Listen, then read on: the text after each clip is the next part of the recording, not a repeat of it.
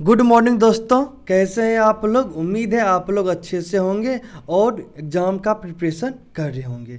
चलिए आज शुरू करते हैं सामान्य ज्ञान के कुछ अच्छे प्रश्नों का प्रैक्टिस सेट।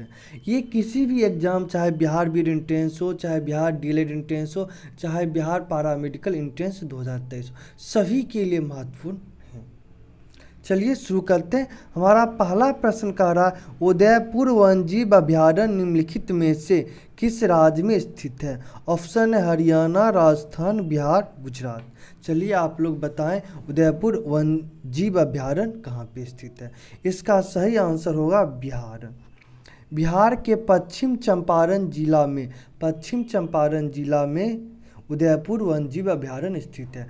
बिहार का एकमात्र नेशनल पार्क या राष्ट्रीय उद्यान वो भी पश्चिम चंपारण में स्थित है, जिसका नाम है वाल्मीकि राष्ट्रीय उद्यान, जो कि टाइगर रिजर्व भी है।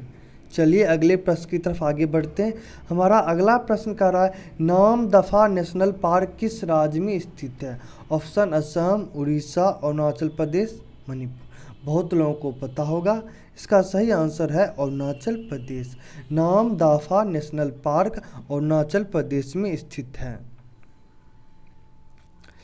निम्नलिखित में से कौन सा देश ग्लोबल वार्मिंग के समाधान के रूप में अपने लोगों के लिए कार्बन कर का प्रस्ताव करने वाला दुनिया का पहला देश बना है। कि जो लोग ज़्यादा कार्बन का उत्सर्जन करेंगे उस पर कर लगाएगा, ऐसा नियम पहली बार कौन देश लाया है। तो इसका ऑप्शन दिया हुआ ऑस्ट्रेलिया, जर्मनी, जापान, न्यूजीलैंड। इसका सही आंसर हो जाएगा न्यूजीलैंड। चलिए अगले प्रश्न की तरफ आगे बढ़ते हैं। अगला प्रश्न कह रहा है, उत्पादक और खाने के क्रम को क्या कहते हैं। ऑप्शन है खाद्य श्रृंखला, ऊर्जा श्रृंखला, जैव श्रृंखला, उत्पादक श्रृंखला। सही आंसर हो जाएगा खाद्य श्रृंखला। देखिए कि उत्पादक है, उत्पन्न किया खाना, उसके बाद से गेहूँ अनाज, उसके बाद उसको कोई खा पी, जैसे मनुष्य हो गया, पक्षी हो गया, जानवर हो गया, उसको खा रहा है, तो ये क्या बनाएगा, खाद्य श्रृंखला बनाएगा। भारत का सबसे बड़ा संग्रहालय कहाँ पर है। बहुत अच्छा क्वेश्चन है। ऑप्शन है Delhi, Mumbai, Kolkata, Bihar.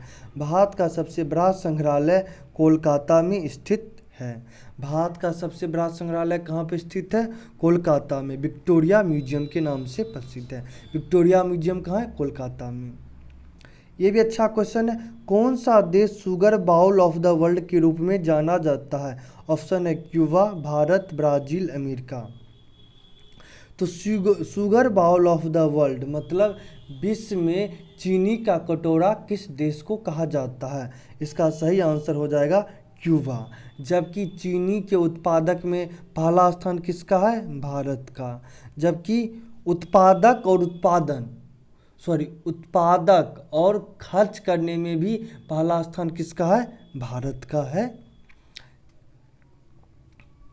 Great barrier reef Australia के डैश तट के समांतर स्थित है। इसका सही आंसर हो जाएगा उत्तर पूर्वी। लेकिन आपको ये याद नहीं करना, बस आपको इतना याद करना है कि ग्रेट बैरियर रीफ कहाँ पे स्थित है, ऑस्ट्रेलिया, बस इतना ही। अंकलेश्वर कहाँ पे स्थित है। अंकलेश्वर एक मंदिर है, ये कहाँ स्थित है। ऑप्शन है मध्य प्रदेश, गुजरात, असम, राजस्थान में। अंकलेश्वर गुजरात में स्थित है। बहुत अच्छा क्वेश्चन है। अंकलेश्वर कहाँ पर स्थित है, गुजरात में स्थित है। अगला प्रश्न कह रहा है कि एक प्रसिद्ध हिल स्टेशन जिसे छोटा नागपुर की रानी के नाम से भी जाना जाता है, किस पर्वत या पहाड़ पर स्थित है। इसका सही आंसर हो जाएगा नेतरहाट पहाड़ पे स्थित है। छोटा नागपुर की रानी के नाम से प्रसिद्ध है, किस पर्वत या पहाड़ी पर स्थित है, नेतरहाट पहाड़ी पर। अब एक देखिए बड़ा अच्छा क्वेश्चन है, पारसनाथ। बहुत इंपॉर्टेंट क्वेश्चन, करेंट अफेयर और ज्योग्राफी का इंपॉर्टेंट क्वेश्चन।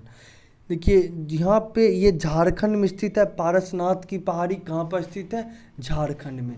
पारसनाथ की पहाड़ी कहाँ पर स्थित है, झारखंड में। इसी पे समेद शिखर स्थित है। समेद शिखर कहाँ पर स्थित है, पारसनाथ की पहाड़ी पे। पारसनाथ की पहाड़ी कहाँ पर स्थित है, झारखंड में। यानी समेद शिखर भी झारखंड में स्थित है।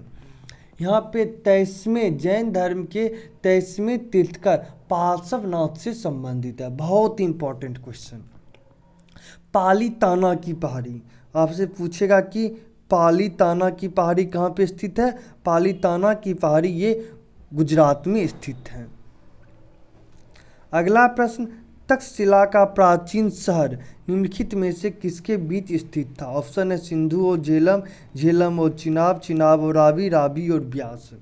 देखिए तक्षशिला का प्राचीन शहर ये पूर्व समय में जम्मू कश्मीर में स्थित है, जो अब पाकिस्तान का हिस्सा, कुछ जम्मू कश्मीर का हिस्सा आप लोगों को पता है कि वो पाकिस्तान का हिस्सा, तो पाकिस्तान के हिस्सा में है। ये किसके बीच होगा, सिंधु और झेलम के बीच में। भारत का सबसे बड़ा संग्रहालय कहाँ पर स्थित है। अच्छा क्वेश्चन है, दिल्ली, मुंबई, कोलकाता, बिहार। शायद इस क्वेश्चन कर चुके हैं। भारत का सबसे बड़ा संग्रहालय कोलकाता में स्थित है। कोलंबो से अल्मोरा का व्याख्यान निम्नलिखित में से किसके अनुभवों पर आधारित है। Option Veer Savarkar, Annie Besant, Ramakrishna Paramhans, Swami Vivekananda. तो सही आंसर हो जाएगा स्वामी विवेकानंद। अब देखिए स्वामी विवेकानंद से संबंधित कुछ महत्वपूर्ण बातें। इन्होंने 1897 में रामकृष्ण परमहंस की स्थापना की थी। रामकृष्ण परमहंस नामक संस्था की स्थापना की थी। साथ ही साथ इन्होंने शिकागो सम्मेलन में, विश्व धर्म सम्मेलन में भी भाग लिया था।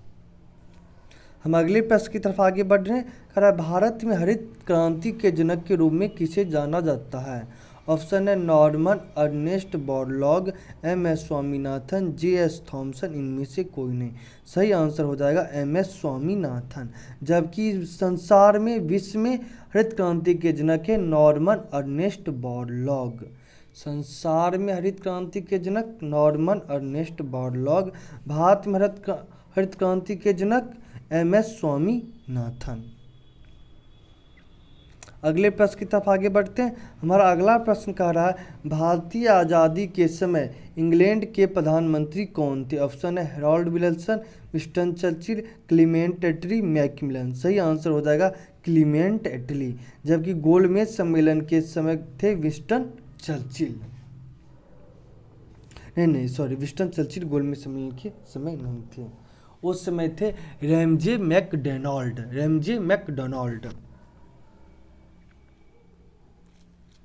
वैज्ञानिक और औद्योगिक अनुसंधान परिषद के अध्यक्ष कौन है। भारत के राष्ट्रपति, भारत के उपराष्ट्रपति, भारत के प्रधानमंत्री, केंद्रीय विज्ञान और प्रौद्योगिकी मंत्री।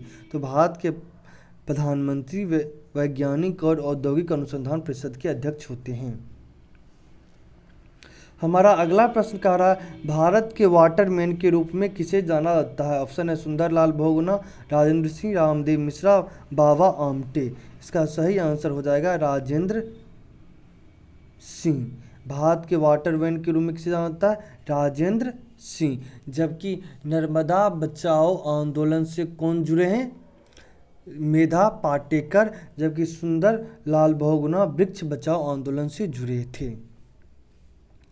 बहुत ही अच्छा क्वेश्चन। आंग सान सू जो कि NLD की नेता है, किस देश से संबंधित है। तो बस आप इतना जान लीजिए कि आंग सान सू बहुत लोगों को पता होगा, ये म्यांमार की प्रसिद्ध नेता हैं। नेता का स्त्रीलिंग नेत्री है। निम्नलिखित में से किसने नालंदा विश्वविद्यालय में अध्ययन किया है। Option Megasthenes, Hiuen Tsang, Ibn Battuta, Al-Biruni. देखिए अल-बरूनी। मेघास्थनीज चंद्रगुप्त मौर्य के समय में था। मौर्य वंश के संस्थापक चंद्रगुप्त मौर्य के दरबारी थे, जिनकी पुस्तक है इंडिका। मेघास्थनीज की लिखी गई पुस्तक का क्या नाम है, इंडिका। अर्थशास्त्र किसके द्वारा लिखी गई है, चाणक्य, जिसमें कैसे राज शासन को चलाया जाए इसके बारे में वर्णन किया गया है। ह्वेनसांग राजा हर्षवर्धन के समय में आया था, जिन्होंने नालंदा विश्वविद्यालय में भी अध्ययन किया था इस चारों ऑप्शन में से। कि मेघास्थनीज के समय नालंदा विश्वविद्यालय का स्थापना नहीं हुआ था। नालंदा विश्वविद्यालय का स्थापना मेघास्थनीज ने किया 5वीं से 6वीं शताब्दी के बीच में। फाहियान चंद्रगुप्त द्वितीय गुप्त वंश के राजा के समय आया था। तो अब एक बात जान लें, अच्छा क्वेश्चन है, मेगास्थनीज किसके समय था? चंद्रगुप्त मौर्य। फाहियान किसके समय था? चंद्रगुप्त के समय में था, चंद्रगुप्त द्वितीय के समय में था। जबकि ह्वेनसांग किसके समय में आया था? ह्वेनसांग राजा हर्षवर्धन के समय में आया था। ह्वेनसांग ने कौन सा पुस्तक लिखा है? सीयूकी।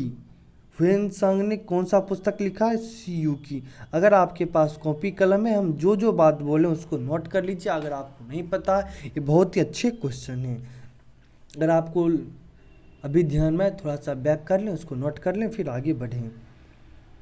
गांधार कला शैली समन्वय, बहुत अच्छा क्वेश्चन। गांधार कला शैली समन्वय किसका?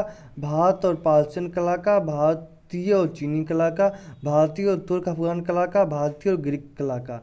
गांधार कला शैली समन्वय किसका? भारत और ग्रीक कला का। हमारा अगला प्रश्न है, कह रहा है निम्नलिखित में से कौन नृत्य केरल से संबंधित नहीं है? बहुत ही अच्छा क्वेश्चन।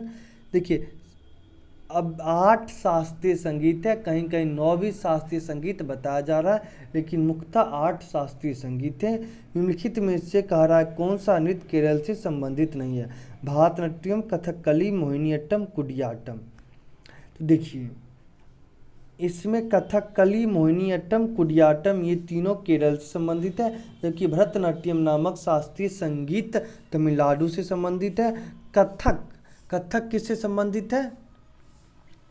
कथक उत्तर प्रदेश का शास्त्रीय नृत्य है।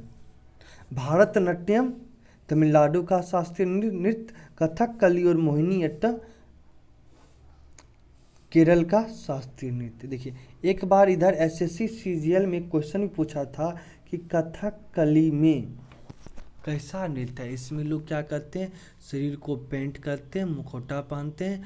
आप अगर ये मूवी देखे होंगे, ऋषभ शेट्टी का अच्छा मूवी है, देखिए नाम ध्यान से कांतारा देखे होंगे, तो उसमें देखे होंगे जो पेंट किया हुआ चेहरा फेस करके नृत्य करता है, वही कथकली नृत्य है। कथकली नृत्य में चेहरा फेस लगाता है। तो वही ऑप्शन दिया था कि इनमें से किस नृत्य में शरीर पेंट किया जाता है, चेहरे पे रंगीन रंग से पेंट किया जाता है और नृत्य करते हैं। तो इसका आंसर होता कथकली। मोहिनीअट्टम में भगवान विष्णु जब ये समुद्र के मंथन से अमृत निकला था, तो भगवान विष्णु ही मोहिनी का अवतार धारण करके दैत्य को झूठा अमृत का छल पिलाते थे, झूठा अमृत पिलाते, जबकि ये जो शुद्ध था, ये जो वास्तविक अमृत था, वो देवता को पिलाए थे मोहिनी रूप धारण करके।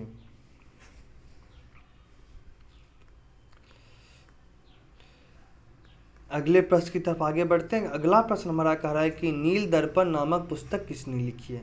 बहुत ही अच्छा क्वेश्चन है। एक देखिए, नील विद्रोह हुआ है ना, कि चंपारण वाला वो है कि 3 कठिया व्यवस्था के खिलाफ है। क्योंकि अगर आपसे पूछा जाए नील विद्रोह, तो ये नील विद्रोह आपका हुआ था 1858-59 के समय में, जिसमें दिगंबर बंधु ने नेतृत्व किया था। ये पश्चिम बंगाल में हुआ था नील विद्रोह। जबकि चंपारण का किसान विद्रोह है, नील विद्रोह वो अलग है, वो 3 कठिया व्यवस्था के विरुद्ध था। तो नील दर्पण नामक पुस्तक किसने लिखी है? प्रेमचंद, दीनबंधु मित्र, जयशंकर प्रसाद, शिवपूजन शाह। तो दीनबंधु मित्र ने लिखा था। यही नील विद्रोह जो 1858-59 के समय में हुआ था। आपसे यह भी प्रश्न पूछा जा सकता है कि 1857 क्रांति के बाद कौन सा विद्रोह हुआ? तो नील विद्रोह पश्चिम बंगाल में। जरवाल जनजाति यहाँ पर पाई जाती है। जरवाल जनजाति ऑप्शन है बिहार, उड़ीसा, नागालैंड, अंडमान। तो जरवाल जनजाति कहाँ मिलेगी? जरवाल जनजाति अंडमान में मिलती है। बिहू किस राज्य का लोक नृत्य है? आप लोग पहले वाले भी समान ज्ञान के प्रश्न में देखे होंगे। बिहू किस राज्य का लोक नृत्य है? असम, उड़ीसा, पश्चिम बंगाल, त्रिपुरा। सही आंसर हो जाएगा असम। तो आज के लिए इतना ही रहने देते हैं। आप लोग इसको प्रैक्टिस करें, एक बार में याद नहीं होगा, 1 से 2 बार कुछ समय का गैप लेके देख लें, आपको बहुत सारा ध्यान रहेगा। और आपको जो भी बात अच्छा लगी, जो लगता है भूल जाएंगे, उसको नोट कर लें। आज के लिए इतना ही, धन्यवाद।